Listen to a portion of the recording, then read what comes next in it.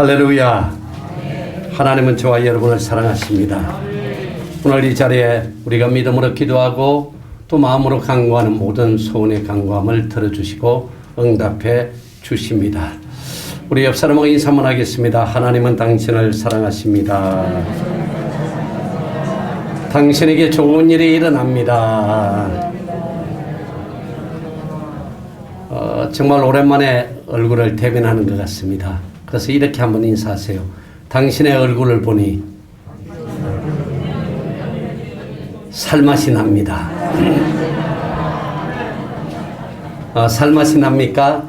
네, 그동안에 너무 보고 싶었는데 대면할 수 없는 그런 환경이라 많이 어려웠을 것입니다. 이제는 다시는 예배가 중단되어지는 일이 없이 더 활성화를 향해서 나아가야 할 것입니다. 저는 오늘 이 본문을 통해서 믿음의 열정을 회복하라. 한번 따라 하실까요? 믿음의 열정을 회복하라. 여러분, 우리가 잘 아는 축구 대표팀 감독을 역임한 히든크가 한국팀을 맡고 나서 그가 받은 첫 충격적 감격은 선수들의 엄청난 열정이었다고 합니다.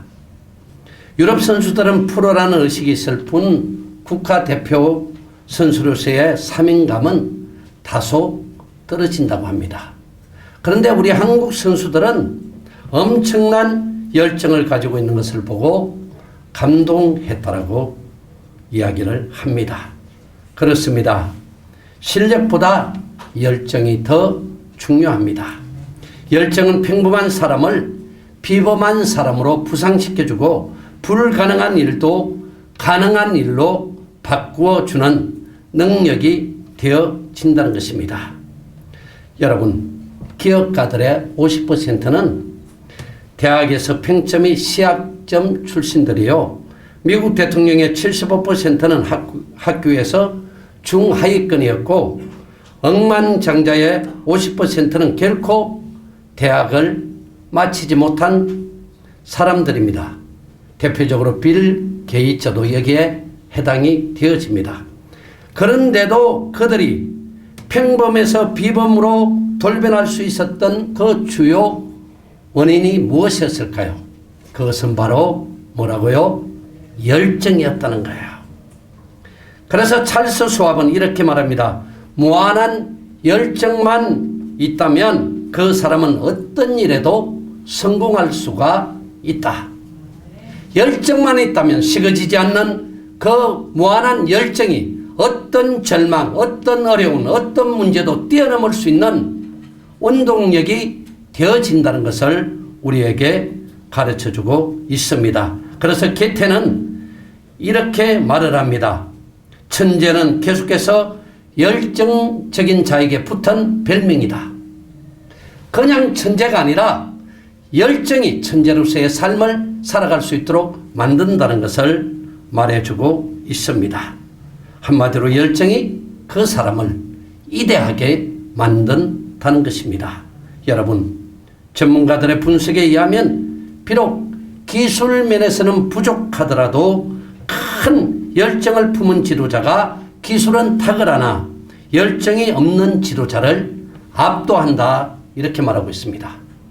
그만큼 우리의 삶 속에서도 또 우리의 신앙생활 속에서도 열정은 저와 여러분을 새롭게 도약시키는 원동력이요 힘이 되어진다는 것을 우리에게 강조해주고 있습니다. 그래서 모든 위대한 미술, 음악, 조각작품 또 드라마, 위대한 문학 이런 이면에는 창조적인 힘은 열정이다, 이렇게 말합니다. 그러므로 한마디로 열정이 위대함을 강조해 간다는 것입니다.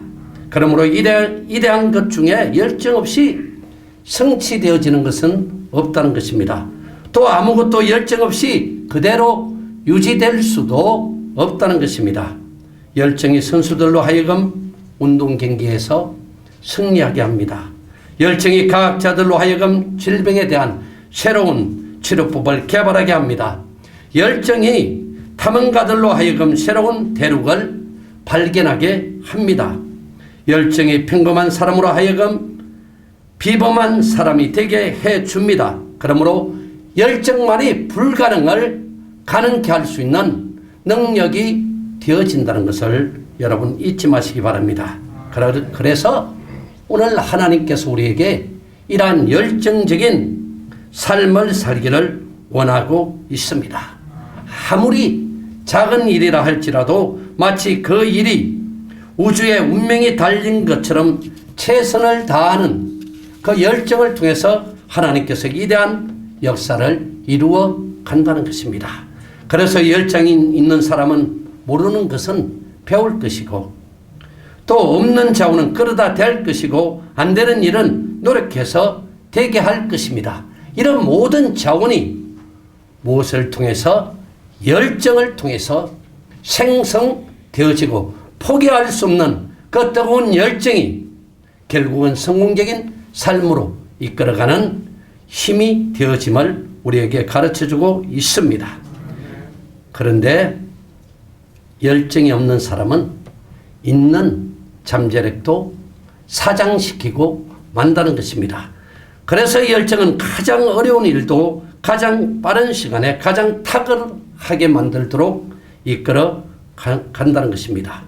우리가 잘 아는 덴마크의 실존주의 철학자 키얼케고르는 이 부분에 관해서 이렇게 말합니다. 이 세대는 종교가 부족해서 망하는 것이 아니라 하나님을 향한 열정이 부족해서 망할 것이다. 이렇게 이야기하고 있어요. 여러분, 그러므로 우리는 다시 한번 하나님을 향한 뜨거운 믿음의 열정으로 다 회복하는 저와 여러분이 되시기를 주님의 이름으로 축원을 드립니다. 그런데 왜 많은 사람들이 삶의 열정이 없거나 냉랭하게 식어진 상태로 신앙생활을 또 삶을 살아가고 있을까요? 근본적인 원인 몇 가지를 살펴보고 그러면 어떻게 해야 될 것인가 부분을 설명을 하겠습니다. 첫 번째 보니까 목적이 분명하지 않기 때문이다 이렇게 말하고 있습니다. 목적이 없는 사람은 허무한 곳에 시간을 허비하고 낭비하는 것을 보게 되어집니다. 한마디로 열정과 목적은 어떻게 해요? 함께 가야 한다는 것입니다.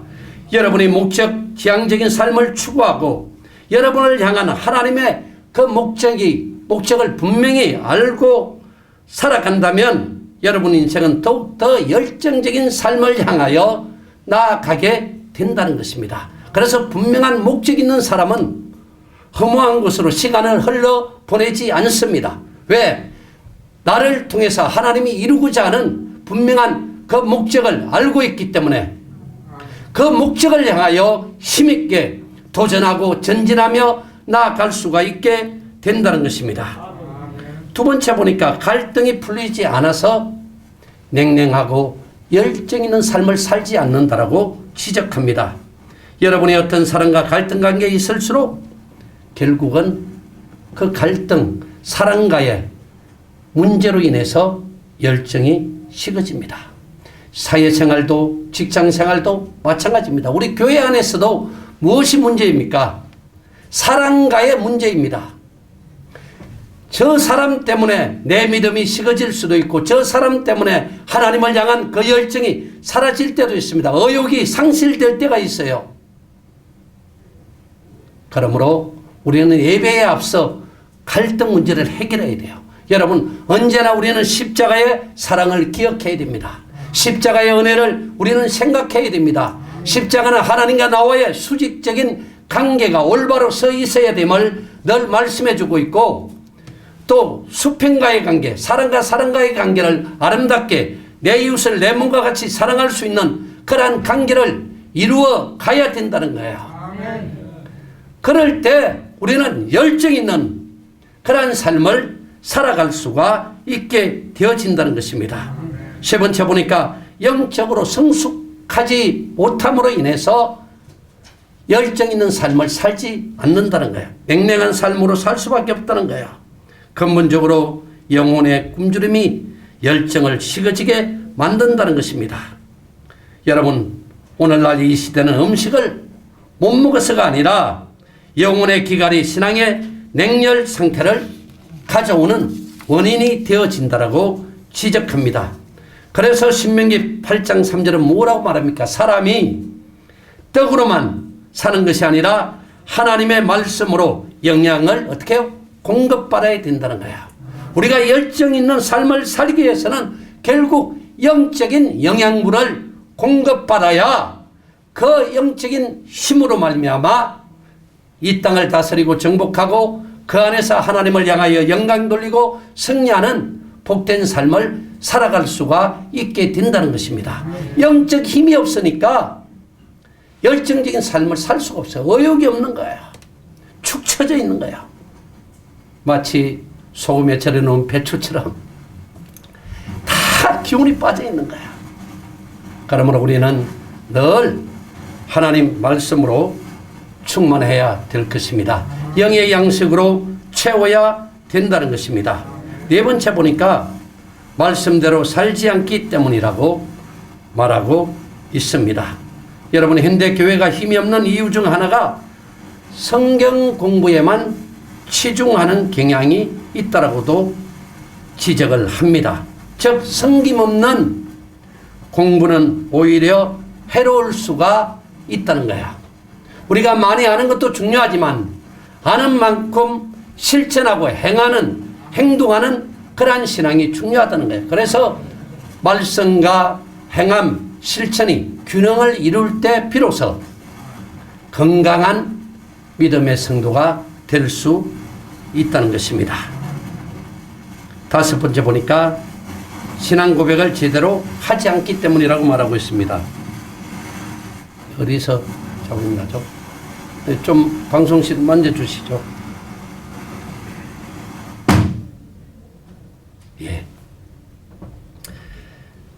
현대 그리스도인들이 열심을 품지 못하는 이유 중 또 하나는 자신의 믿음을 밖으로 표출하지 않기 때문이라고 말하고 있습니다. 자신의 신앙을 표명하지 않을수록 열심을 내지 않습니다. 21세기의 익명성을 지향하다 보니까 언둔 신자가 많아지는 것을 심각한 문제로 지적하고 있습니다. 그래서 자신을 드러내지 않으려고 해요. 큰 교회를 선호하는 이유 중에 다 그런 건 아니지만 나만 은혜 받고 조용히 예배만 드리고 신앙생활을 하기 위해서 큰 교회를 선택하는 사람이 많습니다. 우리 여의도 교회에서 정말 열심히 신앙생활하고 하나님을 잘 섬겼던 분들도 이사를 해서 어쩔 수 없이 본교회로 나오지 못하고 주위에 있는 순복음교회 작은 교회를 다녀야 될 상황이 오면 그 교회에 오지 않습니다. 왜요? 자기가 다 드러나기 때문에. 그리고 여의도에서 왔다 그러면 당장 구역장이든 지역장이든 봉사를 시키겠다 생각하니까 오질 않아요. 그게 왜 그럴까?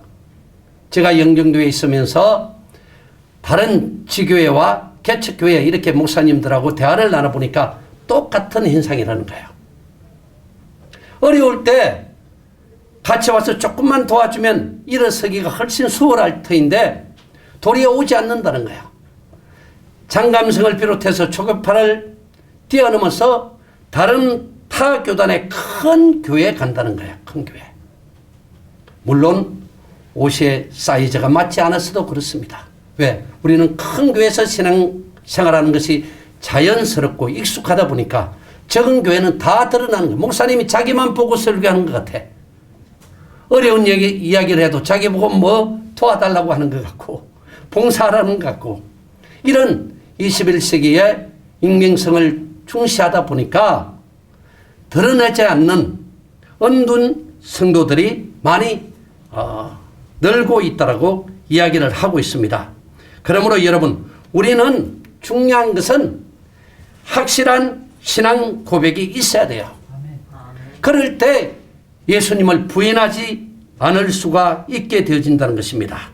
기도응답도 표출되어 고백되어질 때 기적이 일어납니다. 우리가 잘 아는 바디메오의 신앙 고백을 보십시오. 그는 다윗의 자손 예수여 나를 불쌍히 여기소서라고 큰 소리로 선포할 때 결국은 그 뜨거운 믿음의 열정이 예수님의 발걸음을 멈추게 했고 결국 앞을 눈을 뜨게 되어지는 기적의 주인공으로 새로운 삶을 살아갈 수가 있게 되어졌다는 것입니다.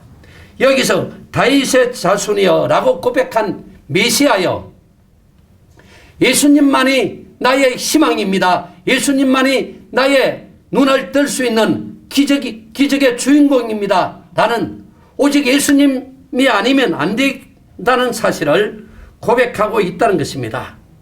사랑하는 성도 여러분, 그러므로 내가 예수 믿는 하나님의 자녀다, 즉 그리스도의 사람, 그리스도인이다 라는 것을 확실하게 고백할 때 비로소 우리의 심령 속에 뜨거운 성령의 불길이 타오르기 시작하는 것입니다.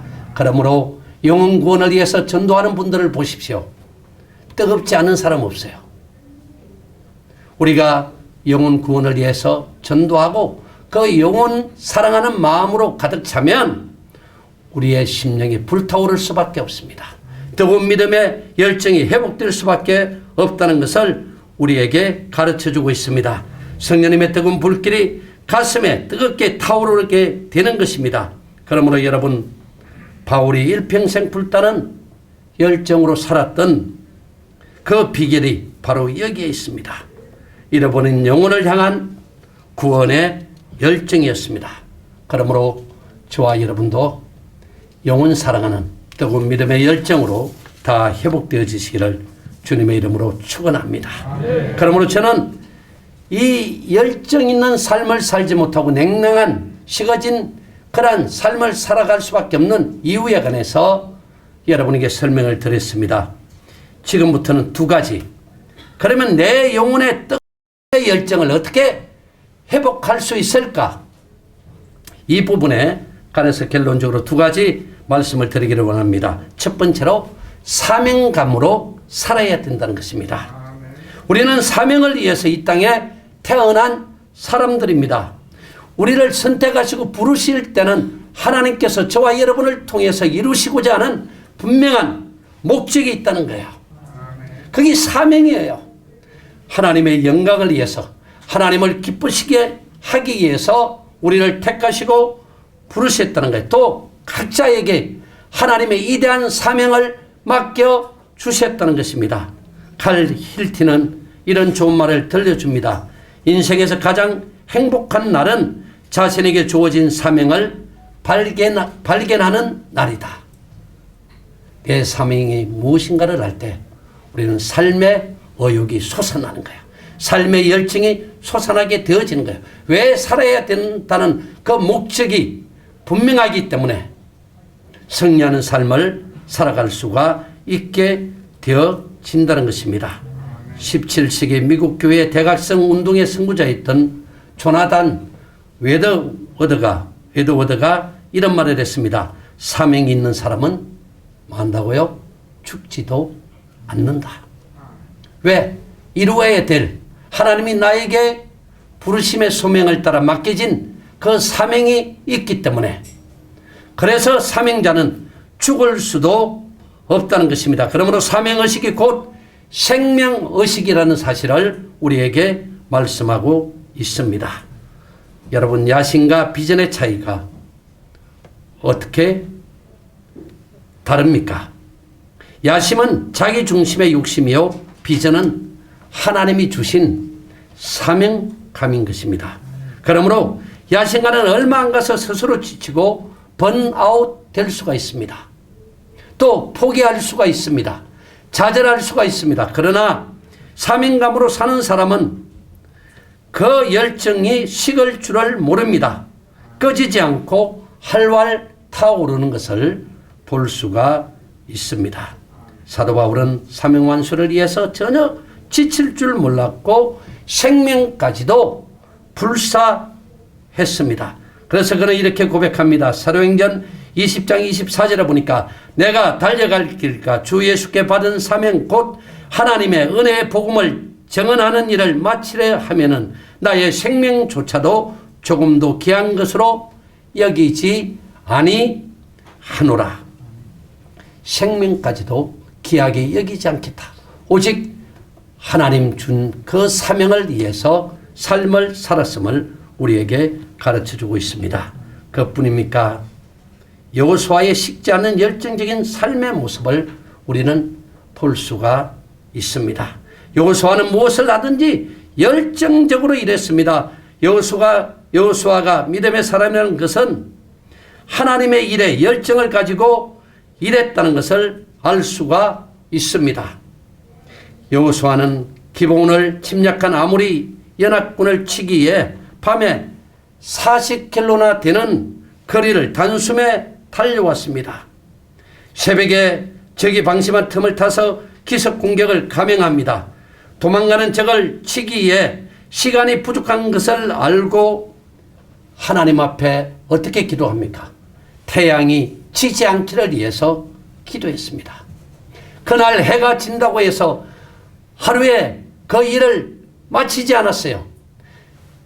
넘어가는 저 태양을 붙잡아서라도 끝까지 주어진 일을 이루기 위해서 혼신의 힘을 다하여 열정적인 그러한 삶을 살았던 모습을 우리는 보지 않습니까? 그리고 태양아 너는 기브온 위에 머무르라. 달아 너도 야알론 골짜기에 그리할지어다 라고 선포했고 그 믿음의 선포대로 태양이 넘어가지 않는, 해가 지지 않는, 자연세계를 다스리시고 통치하시는 그 하나님의 위대한 역사를 경험하는 주인공이 되지 않았습니까? 그러므로 사명은 우리의 생명도 어떻게 할 수가 없습니다. 사명만이 오직 우리의 맡겨진 삶을 통하여 하나님께는 영광이요 우리에게 큰 승리하는 그러한 삶을 이루어갈 수가 있게 되어지는 것입니다. 여러분, 성공한 사업가들의 삶의 철학은 어떠했습니까? 얼마트의 창업자 샘 얼투는 그의 인생의 마지막 일주일을 빙상에서 보내면서도 현지 점포 지배인들과 판매액을 논의하는데 시간을 다 보냈다는 겁니다.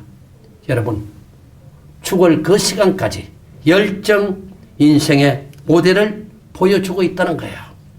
그것이 자기에게 맡겨진 사업을 끝까지 마무리하는 게 이 사람의 사명이었다는 것을 알기 때문에 세계적인 면도기 회사의 거두가 된 질레트는 사실 몇 푼의 마진도 안 되는 면도기 제조와 생산을 위해서 뜨거운 열정을 쏟음으로 오늘날 세계 기업을 이룬 대표적인 기업가가 되어졌다는 것입니다. 이런 사업을 해도 어떻게 해요? 열정적으로 최선을 다해서 행할 때 그때 성공할 수가 있게 되어진다는 것입니다. 더군다나 우리는 하나님을 섬기는 하나님의 백성들입니다. 우리 그리스도인들이야말로 하나님을 섬기며 또 교회, 하나님의 성전을 섬기는 이 교회에서 봉사하는 섬김의 삶을 살아가는 우리들은 더군다나 더 말할 필요도 없다는 거야. 주님을 섬길 때 정말 최선을 다해서 뜨거운 열정을 회복하여 주님을 섬길 때 비로소 우리의 섬김을 통하여 하나님께서 영광 받으시고 우리를 통해서 이루고자 하는 주의 놀라운 역사를 일으켜 주신다는 것입니다.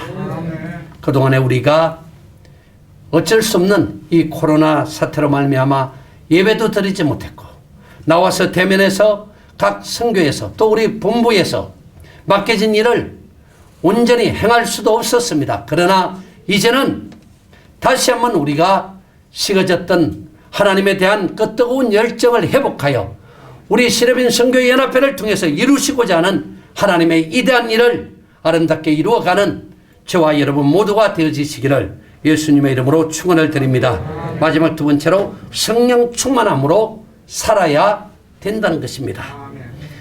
여러분, 성령님은 불의 영이라 그랬어요. 성령이 우리에게 임하시면 우리의 심령은 뜨거워질 수밖에 없어요. 뜨거운 불이 우리의 심령에 활활 타오르게 되면 우리는 뜨거운 믿음의 열정으로 나아갈 수밖에 없다는 것입니다.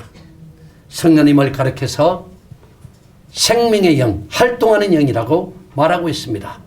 아무리 나의 힘으로 나의 능으로 나의 마음으로 행하고자 할지라도 성령 충만하지 않으면, 성령이 임하지 않으면 우리에게 맡겨진 그 일을 아름답게 힘있게 능력있게 감당할 수가 없게 되어진다는 것입니다. 그러므로 성령 충만함을 위해서 여러분이 힘써 기도하시고 또 하나님의 말씀으로 무장하시기를 주님의 이름으로 축원을 드립니다. 우리가 구약시대의 인물 사울과 다윗을 대조해 보면 현저하게 나타납니다. 성령이 떠난 사울왕은 냉랭한 가슴으로 안일한 인생을 살았던 반면에 성령의 감동으로 충만한 이 다윗은 보십시오. 그의 나이 80세가 되어 기운이 다하는 순간까지 지치지 않는 열정으로 살았다는 거예요. 그게 나의 힘으로 능으로 가능합니까? 그렇지 않습니다. 우리는 때로는 문제 때문에 또 어려운 환경 때문에 지치고 주저앉고 번아웃 될 때도 있습니다. 그렇기 때문에 오직 하나님의 영, 성령으로 충만할 때만이 뜨거운 믿음의 열정 있는 삶을 살아갈 수가 있게 되어지는 것입니다. 그래서 사도 바울은 오직 성령의 충만함을 받으라고 우리에게 호소하고 있습니다. 여러분, 초대교회 성도들이 그 어려운 악천후 속에서도 불타는 인생을 살았던 그 비결은 다른 곳에 있지 않았어요. 성령의 충만이었다는 것입니다. 그러므로 헨리 마틴은 하나님을 위하여 불타게 하소서라고 간절히 기도하고 있습니다. 유명한 J.C. 라일 감독은 열심을 이렇게 정의해 주고 있습니다. 신앙생활에서 열심이란 하나님을 기쁘시게 하고 그분의 뜻을 이루어 드리고 모든 가능한 방법으로 온 세계에 하나님의 영광을 증진시키려는 불타는 열망을 말한다. 정말 멋진 정의입니다.